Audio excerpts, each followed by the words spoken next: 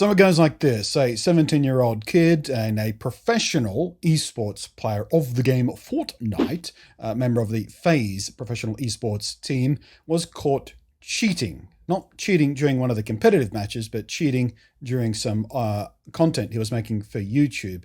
And he's been banned for life. And now his entire plan for life, I suppose, has circled down the drain because he cheated. And I think it's fair enough. This kid, Jarvis K, has since posted a apology video following all the regular tick marks of every apology video of, owning up and apologizing and telling everybody he's learnt his lesson. And of course, it was the first time he's ever done it. And no, I don't believe that for a second. People who cheat in video games, I mean, come on. There's no way this is the first time he's ever done it. And he was going on about, I only did it to show it off. I only did it to make content. I only did it to see what it was all about. That's what every cheater always says in a video game. I only installed this cheating mod to see how it worked. I only installed this aimbot to see how it worked. It's an aimbot. You know how it works. Part of his apology video was claiming absolute ignorance of Epic Games' well-known no tolerance policy for cheaters. They don't hide this. It's anybody who plays Fortnite in particular should be quite, and a professional Fortnite player no less. How could you not be aware that they have a zero tolerance policy on cheaters? I know this, and I don't even play the fucking game. So to claim this kind of ignorance of the game and of the platform and of the publishers of the thing which is your profession is bullshit. And even if you were just making it for content, doing it in an online competitive game is just bullshit. Anyway, I get using cheats and mods and stuff in single player games. I've done it my entire life. I still remember all the cheat codes. Well, I still remember at least a dozen of the cheat codes for the original Doom to get infinite ammo and God mode and all that sort of stuff. And the same thing goes for several of the console commands in GTA 5. That sort of stuff can be fun. But whether or not you're doing it in a professional situation, in a competitive match, or you're doing it in a non-competitive situation, you are still playing a competitive game, competing against real people, and cheating is shitty. And there's no way you can be ignorant of this. There is no way you can be a professional competitive video game player and not know that cheating is shitty.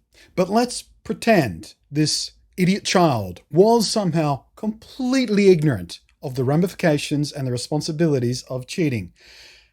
He's got quite a few subscribers on his YouTube channel. An article I read says something like 2 million. Congratulations on that. But then using cheating software to show how fun and wacky it is, influencing all these other people.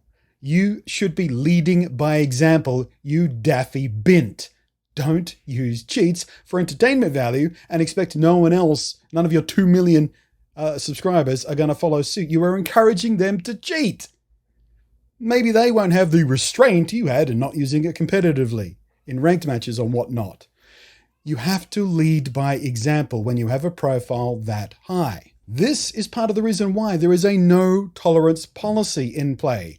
You can't go, whoops, my bad, didn't know that was going to happen, forgive me please, and then go on playing because everybody else who cheats after you, every one of those 2 million plus viewers that you've got or subscribers are going to say, well, he did it and then he was back 6 months later. That's fine.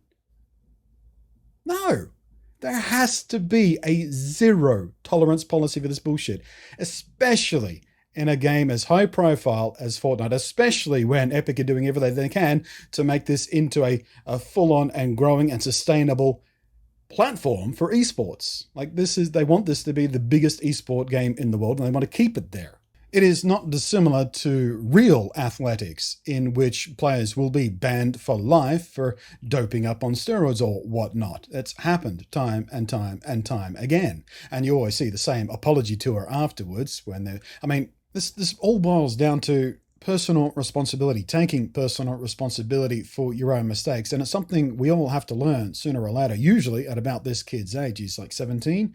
I learned it at about 19-ish, I think. Very dramatic. I'm not going to sort of tell the whole story, but the bullet points of the story is I was really quite messed up, sort of emotionally, and that's sort of there's a whole branch of tree there.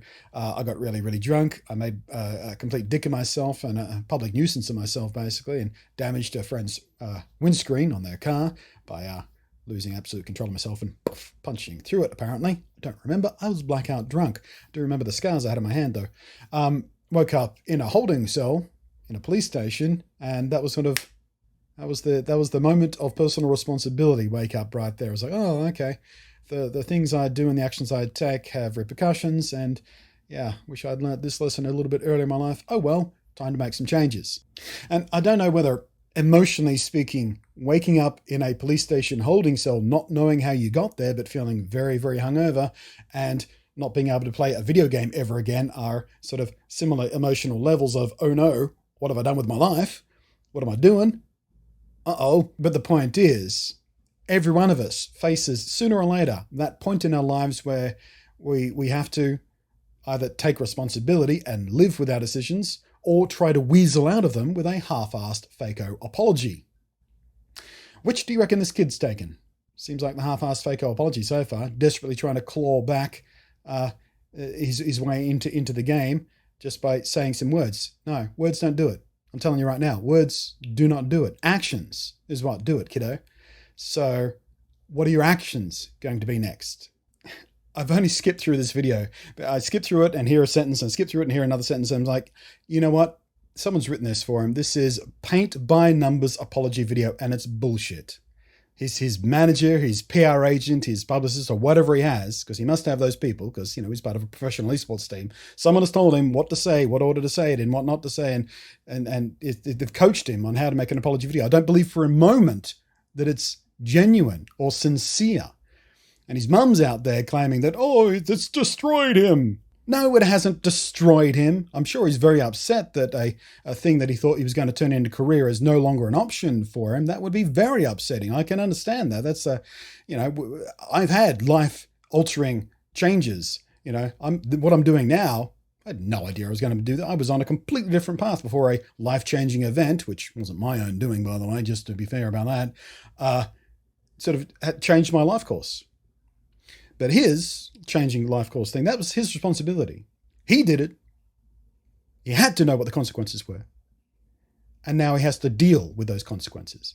No sympathy on this end. And his flailing mother can go jump up her own bum as well for not teaching her son better. Cheating, not good. I mean, how do you get past the age of 5 and not learn that lesson? And by the way, this so-called apology video is monetized, of course, and it has now been viewed 7.5 million times. That's a lot of money right there, just making money off apologizing. Yeah, you see, that's part of the disingenuous part there. If you're making an apology video and now you're making money off apologizing for the shitty thing you're doing, that doesn't help your cause there, champ.